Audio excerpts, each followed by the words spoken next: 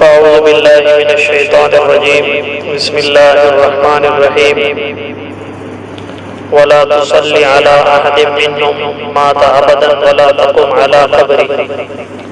صدق الله العظيم. وقال النبي المصطفى صلى الله عليه وسلم الجنازة متبوعة أو كما قال رسول الله صلى الله عليه وسلم.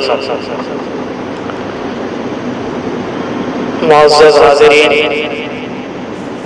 گزشتہ مسلمانوں کے حقوق پہ بات چڑھ رہی تھی کہ ایک مسلمان کا دوسرے مسلمان پر کیا حق ہے. سلام اگر کرے تو سلام کا جواب دینا، چھینکنے والا اگر الحمدللہ کہے تو اس کے الحمدللہ کا جواب دینا،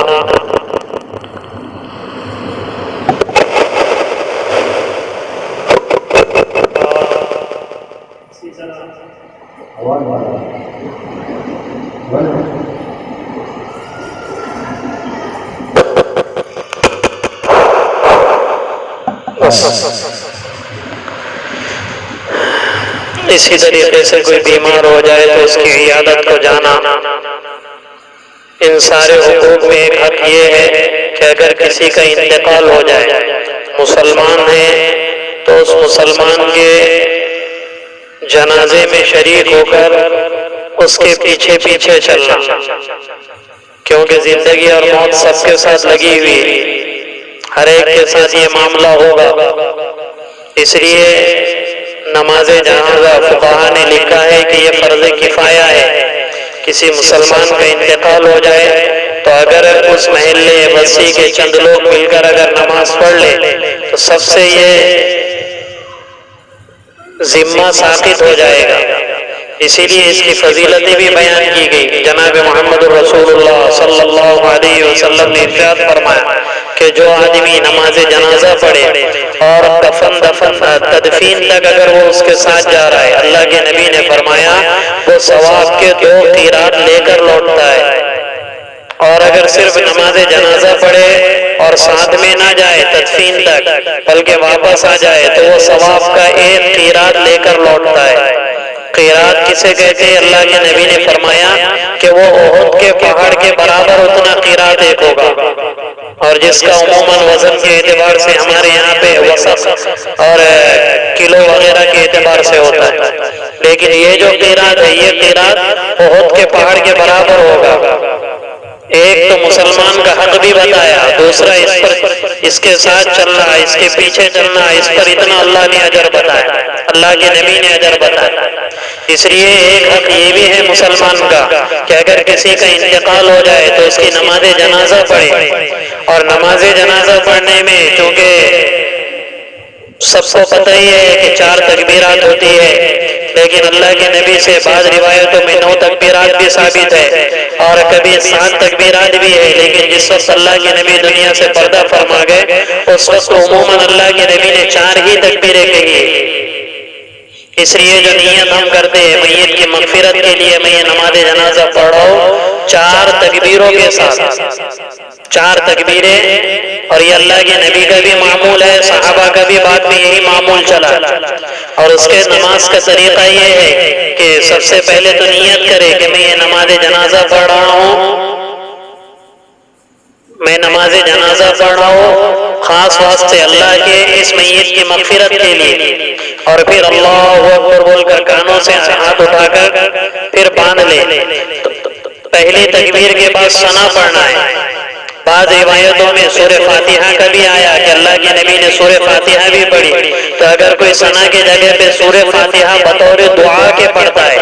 قرآن کی تلاوت نہیں بلکہ بطور دعا، چونکہ سورہ فاتحہ مکمل دعا ہی ہے تو اس کی بھی اجازت ہمارے فقہا نے دی ہے. اور اگر نہیں ہے تو بہتر یہ ہے کہ یہی ثنا پڑھے جو عام فقہا نے لکھا ہے، سبحانک اللہم وبحمدک وتبارک اسمک وتعالی جدک وجل ثناؤک ولا الہ غیرک. پھر اللہ اکبر کہنا ہے، ہاتھ نہیں اٹھانا ہے. حضرت امام شافعی رحمہ اللہ وغیرہ کے نزدیک ہاتھ بھی اٹھاتے، لیکن احناف کے نزدیک ہاتھ نہیں اٹھانا ہے، صرف بغیر ہاتھ اٹھائے کے ہی اللہ اکبر کہنا، پھر اس کے بعد درود شریف پڑھنا ہے جو نماز میں پڑھی جاتی ہے، پھر اللہ اکبر کہہ کے تیسری مرتبہ پھر میت کی مغفرت کے لیے دعا مانگنا ہے، اللہم اغفر لحینا ومیتنا وشاہدنا وغائبنا وصغیرنا وکبیرنا وذکرنا وانثانا،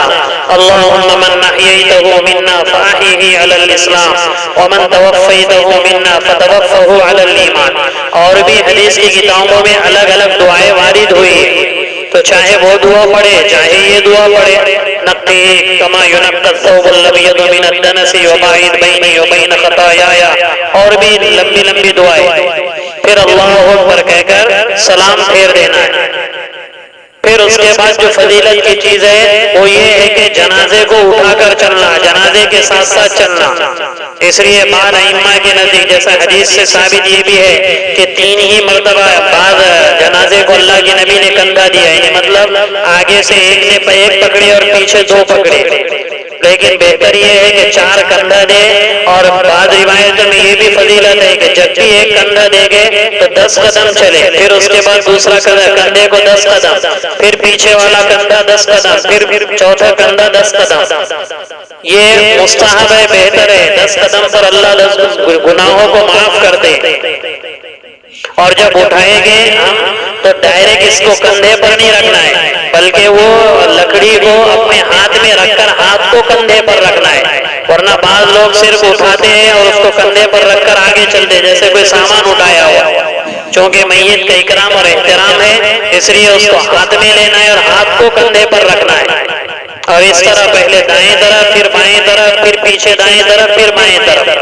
جتنا اپنے سے ہو سکے ہم چلے، چلتے وقت استغفار وغیرہ جو بھی ہم کو کلمہ لا الہ الا اللہ وغیرہ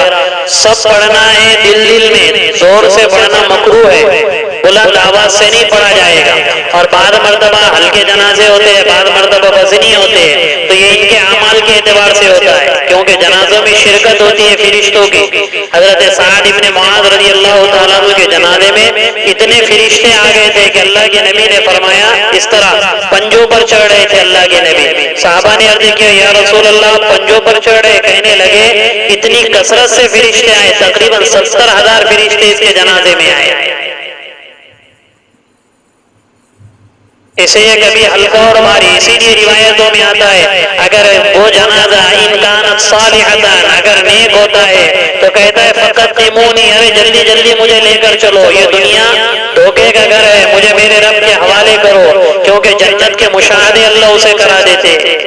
اور اگر ان کانت غیر صالحتین، اور اگر نیک نہیں ہے بد نہیں ہے تو پھر بری چیز کو اپنے کندھے پہ اٹھانے کا کیا مطلب؟ اسی لیے لکھا ہے حدیثوں میں بھی ہے کہ جنازہ لے کر چلے تو تیز چلے، اتنا بھی تیز نہیں کہ حرکت میں، اور نہ اتنا آہستہ، معمول سے تھوڑا تیز جنازہ لے کر چلے، اور سواری پر سوار ہو کر نہ جائے چاہتے وقت۔ صحیح حدیثوں میں آیا ہے کہ اللہ کے نبی ایک جنازے کے ساتھ چل رہے تھے اور کچھ لوگوں کو دیکھا کہ وہ گھوڑوں پر سوار تھے، تو اللہ کے نبی نے فرمایا الا تستحیون الا تستحیون ان الملائکۃ علی اقدامہم وَأَنَّكُمْ عَلَى ظُهُورِ الدَّوَابِّ، کیا تمہیں شرم نہیں آتی ہے کہ اللہ کے فرشتے تو پیدل چل رہے اور تم سواریوں پر سوار ہو کر آ رہے ہو؟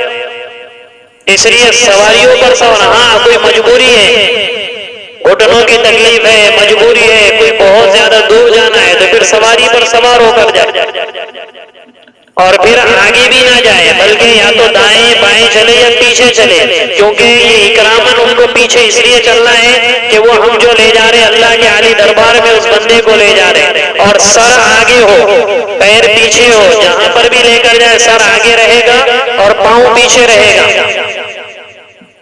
پھر تدفین تک لے جانا ہے۔ اور بعض روایتوں میں یہ بھی ہے کہ جنازہ اگر قریب سے گزرے تو کھڑے ہو جاؤ، اور بعض روایتوں میں اس کا انکار بھی ہے، جیسے حضرت علی رضی اللہ تعالیٰ عنہ نے اس کا انکار کیا ہے، تو اس کا دونوں روایتوں کو جوڑنا ہے تو یہ کہیں گے کہ اگر آپ کو جنازے کے ساتھ شرکت کرنا ہے اور آپ بیٹھے ہوئے تو اٹھے اور اٹھ کر چل لیں، اور اگر شرکت نہیں کرنا ہے تو بیٹھے رہے۔ اور جنازہ وہاں تک پہنچنے سے پہلے نہ بیٹھے، بیٹھنا بھی مکروہ ہے، بلکہ وہاں پر جانے کے بعد جب تدفین ہوگی تو اس کے بعد بیٹھے۔ بہت سے لوگ پہلے ہی آگے جاتے ہیں، آگے جانے سے بیٹھ جاتے ہیں، بیٹھنا نہیں ہے۔ اس لیے ایک حق مسلمان کا یہ بھی ہے دوسرے مسلمان پر کہ اگر انتقال ہو جائے تو سنت کے مطابق نماز جنازہ ادا کرے اور اس کے ساتھ ساتھ جائے۔ اس سلسلے میں روایتیں ہیں کہ اللہ رب العزت اس کو انعامات اور اجر دیتے ہیں، اور بعض روایتوں میں یہاں تک بھی ہے عبداللہ ابن عباس رضی اللہ عنہ کے ایک رشتہ دار کے بیٹے کا انتقال ہوا، وہ کہنے لگا باہر دیکھو کتنے لوگ آئے، باہر جا کر دیکھا تو 40 لوگ آ گئے تھے۔ ابن عباس رضی اللہ عنہ نے فرمایا کہ میں نے اللہ کے نبی سے سنا کہ جس کی جنازے میں 40 لوگ آ جائے اللہ اس جنازے کی مغفرت کر دیتے۔ اس لیے بھی ہم اس کا اہتمام کریں۔ اور شاہ ولی اللہ محدث دہلوی رحمۃ اللہ علیہ نے لکھا ہے جنازے کی نماز پڑھنا